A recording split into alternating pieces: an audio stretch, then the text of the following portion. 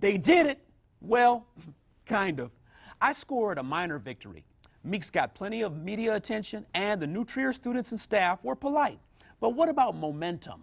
If $17,000 per child isn't met by Friday, the students have been cheated. Tomorrow, send your child to school. A sit-in in downtown Chicago is just another unexcused absence. I believe in fighting the power, but go to school to learn how.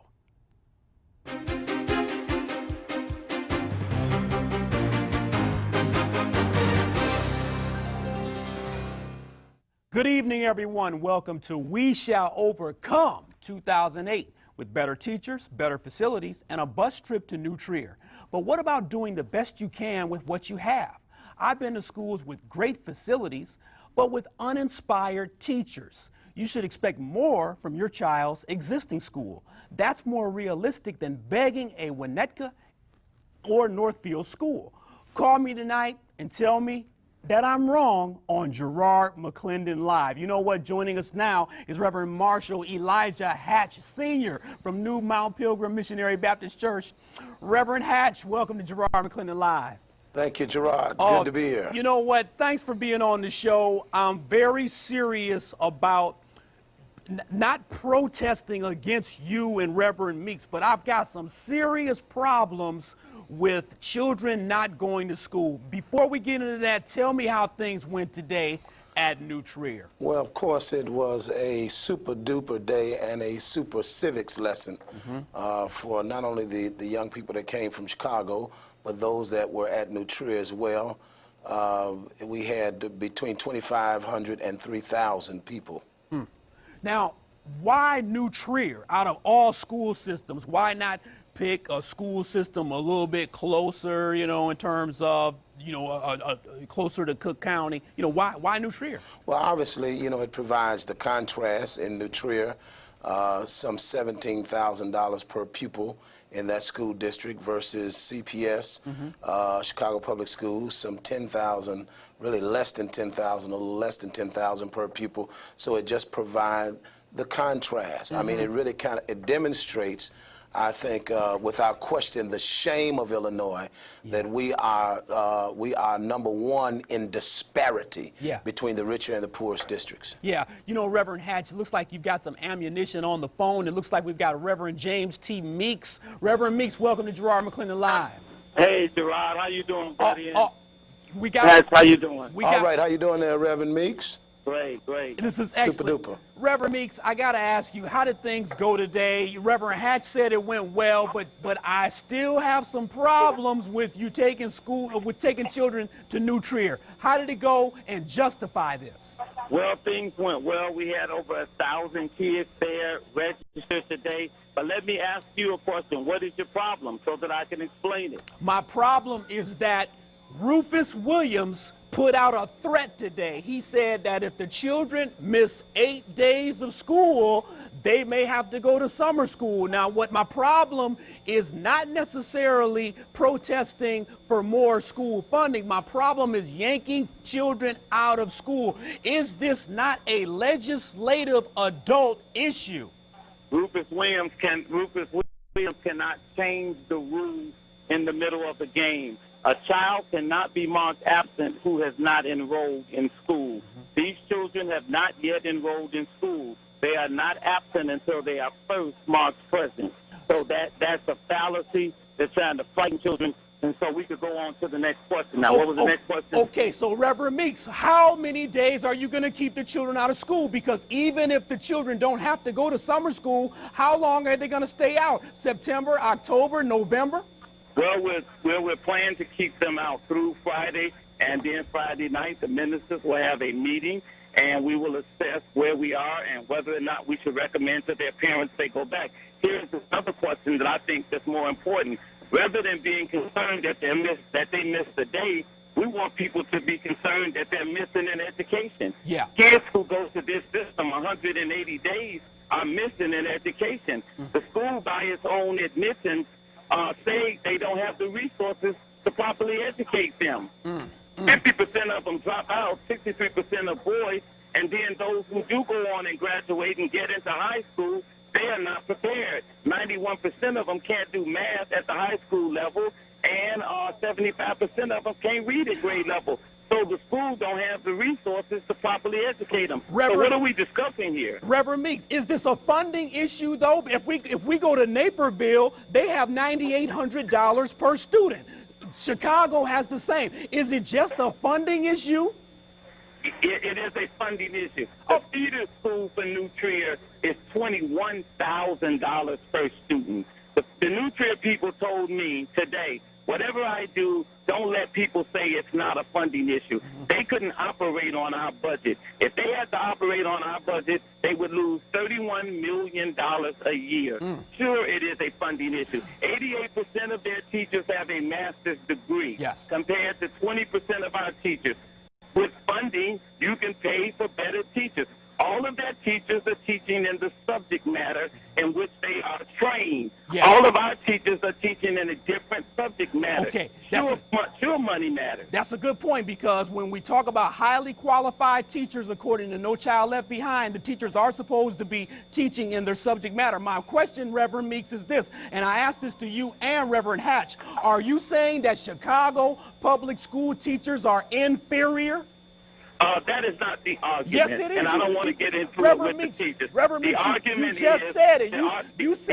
You said that these districts can pay teachers more. You said they have master's degrees. You said they're teaching in their subject area, and now you don't want to talk about it? No. The word is not inferior. They have more teachers teaching in their subject matters than Chicago does. They have more teachers with master's degrees than Chicago does.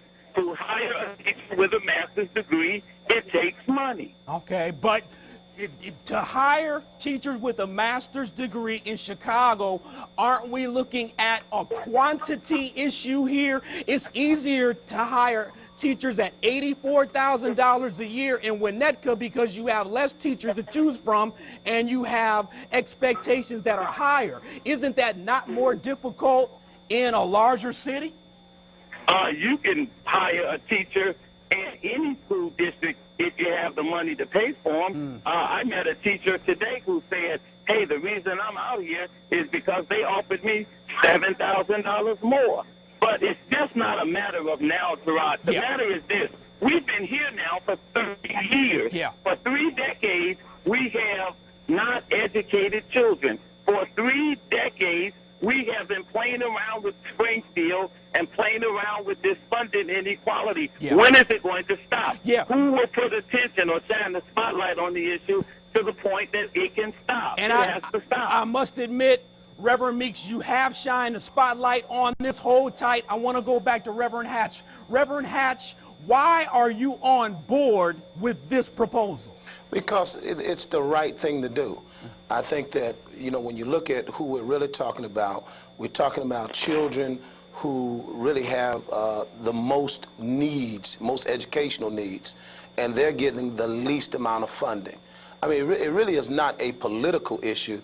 The reason why clergy are involved, it is a moral issue. I mean, it is downright wrong, and it's un-American for the children who have the greatest needs to have the least amount of money invested in them. So, Reverend Hatch, it's a social justice issue for you, correct? Yes, it's a matter of right or wrong. Yes. It's a moral issue. Yes, and I want to go back to Reverend Meeks. Reverend Meeks, I thank you so much for coming on Garrard McClendon Live. Give me a closing statement, please. The closing statement is this. Rufus Williams' children, Mayor Daley's children, and mine. Rufus's kids are Whitney Young. All schools are not Whitney Young. Mayor Daley's kids went to private school. My kids went to a private high school. What do parents do that can't afford it? They deserve education for their children just like we provided an education for ours.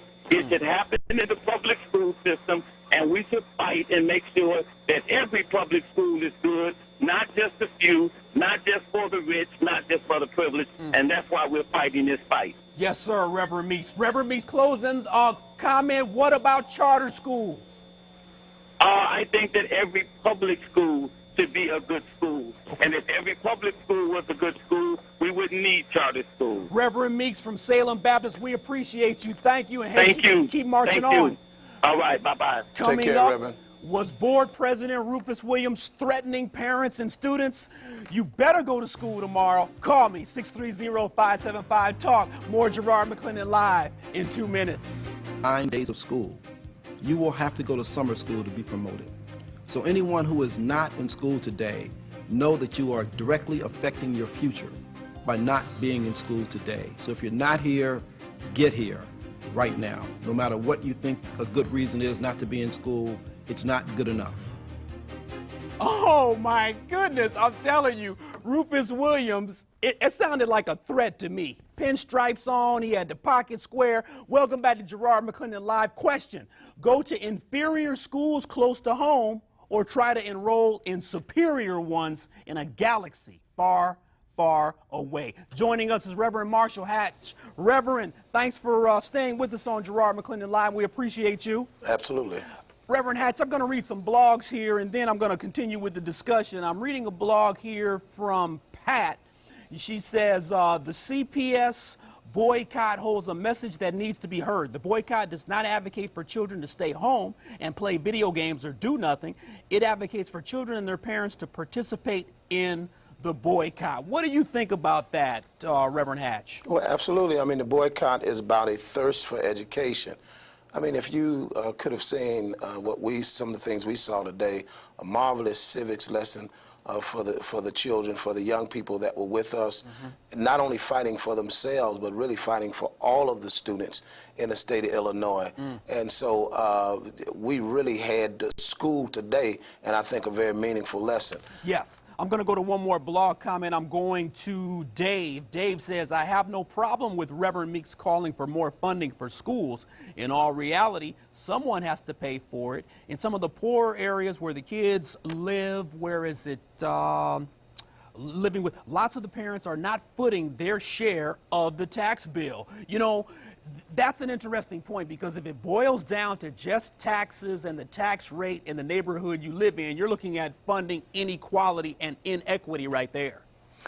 Absolutely, and I think it's important. We're not just talking about Illinois. This is a problem that other states have fixed and have moved to solve all across the country. Yes, New York yes. is winning kudos nationwide for equally distributing, bringing up schools that are from poor communities and evening the playing field. Reverend Hatch, hold on with me. I'm going to telephone calls. I've got some of the most intelligent callers in Chicagoland. I'm going to Calvin. Calvin, thank you for calling Garrard McClendon Live. What's your comment? Yeah, Gerard, thanks very much. Tell Reverend Meeks, I used to live down the street from him. We went there. In fact, I went to school with his sister. If it snowed, we went to school, Gerard, bottom line. And also, another thing I want to mention, all these millions of dollars from the lottery years ago, they've been talking about this was going into the school fund. Guess what? What's going on with that? Yeah. Now, you got a bunch of grown men down in Springfield fighting over hill and beans. And another thing I want to say, too, is this.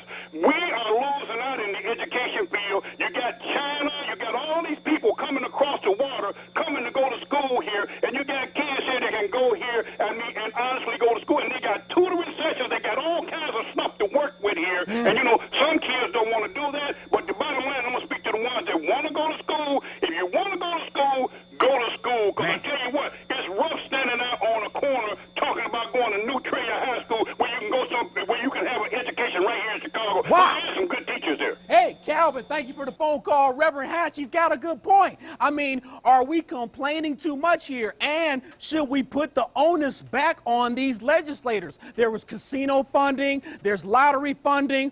Where did the money go? Was there a magician that pulled a rabbit out of the hat and kept the money? I mean, what's going on here? Well, that is the point, that the politicians need to be held accountable. And you know what? Senator Reverend Meeks is a politician. Who's put 3 proposals on the table that have not been acted upon by the Illinois legislature. And so the clergy, because many of us, we're not Johnny-come-latelys to this issue.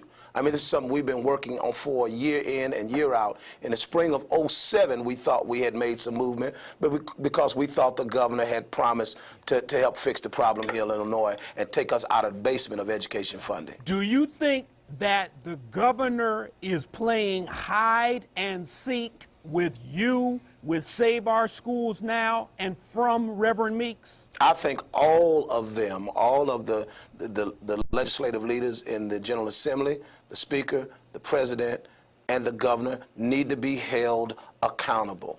I mean, it just simply makes no sense that Illinois, we have the widest disparity in the country between wealthy and poor districts.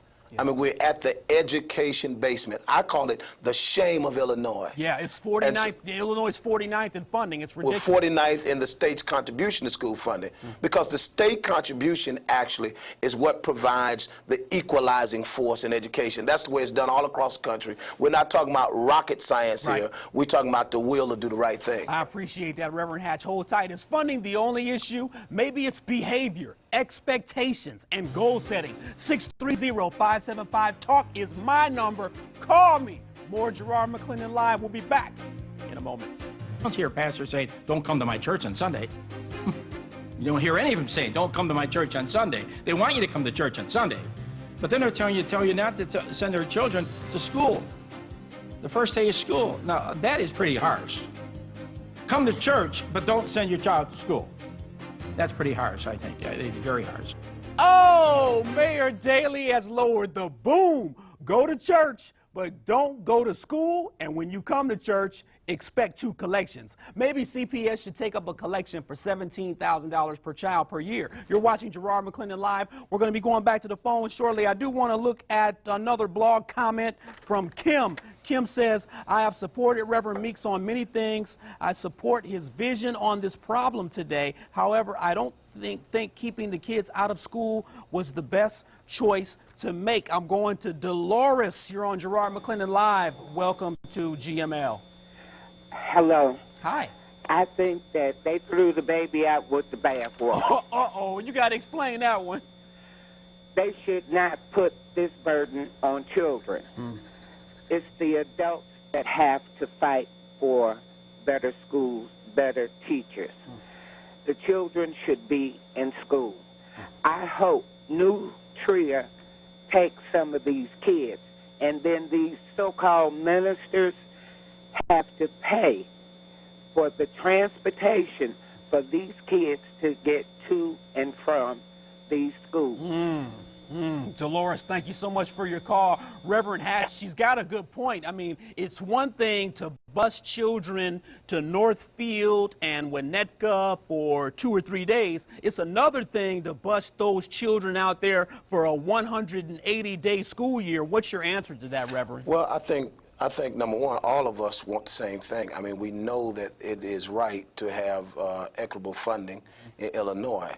The point is that had we not had the threat of a boycott, and had we not carried out what we're carrying out this week so far, we would not be having this conversation. So we wouldn't be on your show. So it's already borne fruit. That's the point. You're absolutely right. I'm asking, though, is this protest symbolic or is it realistic? Well, it is realistic in that we have now more momentum in this state to build on, to really address this problem that we've had for almost 35 years. Yeah, it's a good point. So we've already borne really tremendous fruit. Reverend More Hatch. people understand unequitable funding in education than did this time last month. BJ, you're on Garrard McClendon Live. Make it quick, BJ. What's your comment? Kids should go to school. Parents, let them fight for them. My nephew goes to a charter school. The end. Wow. Thank you, BJ. BJ made it plain. She made it quick. Let's see if I can get one more call in. Jesse. Jesse, are you there? Garrard McClendon Live. What's your comment? Hi, Gerard. I went to New Trier today with the boycott. Excellent. It was an excellent thing, and I just want to make one comment. The pot is calling the kettle black. Rufus Williams and Mayor Daley, they failed to realize that they took the kids out of school back in May, June to Soldier Field for the same purpose. So why was it good for them and not for us to fight for the same thing? Wow, excellent phone call. Reverend Hatch, talk to me. I've got to go to break soon, but make it real quick. Talk to me. The caller's exactly right. There were scores of children in Soldier Field rallying for education funding, and I personally have been down to Springfield with school bus loads of children from Chicago public schools to lobby for funding in Springfield. I mean, so obviously it's a great civic lessons for kids to stand up for themselves and then stand up for the young people that will come up behind them. Yes, sir. They'll always remember today, believe me. That's right. It's a lesson in civics. Are you sending your child to school tomorrow? Welcome back to Garrard McClendon Live. Empower yourself by going to the website, www.cltv.com/GML. Freedom of speech is alive and well. If phone lines are jammed, you can still reach me at GML Community through the power of a keystroke. Welcome back, Reverend Hatch. Reverend Hatch, I need a final word for today, my brother. Well, everybody listening, we need you to go to www.saveourschools.now.com.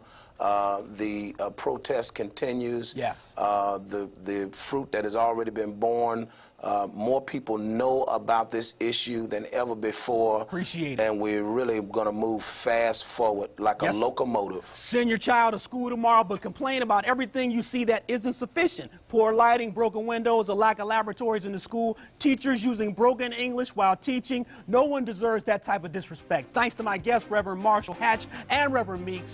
Gerard says, go to school tomorrow, go to school, keep your head up, be encouraged. Ask or ask, Donda's rules, Sue choose.